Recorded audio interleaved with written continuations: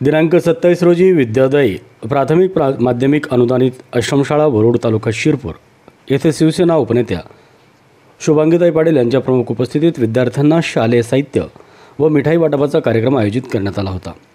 यावेळी मनोगत व्यक्त करताना भरत राजपूत म्हणाले, स्वर्गीय बाळासाहेब यांची शिकवण आहे की 80% समाजकारण 20% राजकारण याचाच एक भाग म्हणून आज या गरजू विद्यार्थ्यांना शालेय वस्तूचे वाटपाचा कार्यक्रम आयोजित करण्यात आला।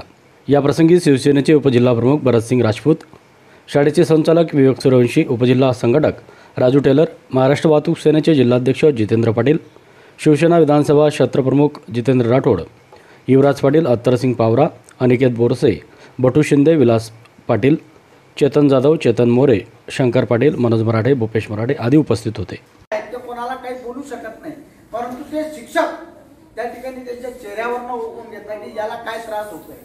तर ते खरोखर हे पोरं आपल्या आईवडिलांना सोडून आपल्यालाच आईवडील मानून आपल्याला संस्था चालक असतील, शुभांगीताई असतील किंवा या ठिकाणी त्याची देखरेख करणारं शिक्षक वृंद असेल, त्यांना खाऊ घालणारी जी मावशी असेल, जी ताई असेल, यांचे खरोखर आभार मानले पाहिजे। आणि निश्चितच पोरांनो, यावेळेस मी तुमचा खूप जास्त वेळ घेत नाही, पण ज्याप्रमाणे राजू टेलर यांनी सांगितलं की तुमच्यापैकीच एक जण या धुळे जिल्ह्याचा कलेक्टर दिसला पाहिजे, या शिरपूर पोलीस स्टेशनचा पीआय दिसला पाहिजे, या शिरपूर तहसीलचा तहसीलदार दिसला पाहिजे किंवा इतरत्र महाराष्ट्रात किंवा देशात IAS अधिकारी बनला पाहिजे, डॉक्टर बनला पाहिजे। खरोखर अभिमानास्पद गोष्ट आहे।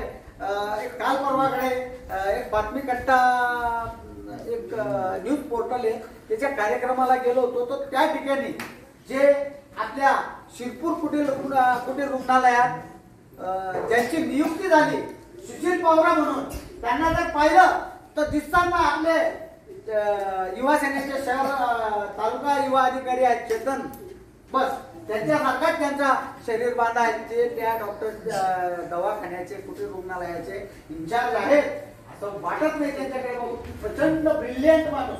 आणि दुसरे विनोद पावरा जे ह्याच मातीतले डॉक्टर आहेत आणि ते डॉक्टर झाले आणि निश्चितच त्या ठिकाणी आदिवासींची तर सेवा करतातच, परंतु आदिवासींची सेवा करत असताना ते प्रत्येक पेशंटला कुणाला आज डॉक्टर पेशा जर म्हटला तर तो एक चेन पद्धतीने चालत असतो आणि पेशंटकडनं जेवढं काही ओळखता येईल तेवढं होण्याचा प्रयत्न। पण त्या विनोद पावरा डॉक्टरांच्या इथे खरोखर चांगल्या लोकांना देखील गुण येतो। त्या राम कॉम्प्लेक्सला किंमत नव्हती, पण विनोद पावरा आल्यामुळे राम कॉम्प्लेक्स आता लोकांना माहिती पडलेला आहे।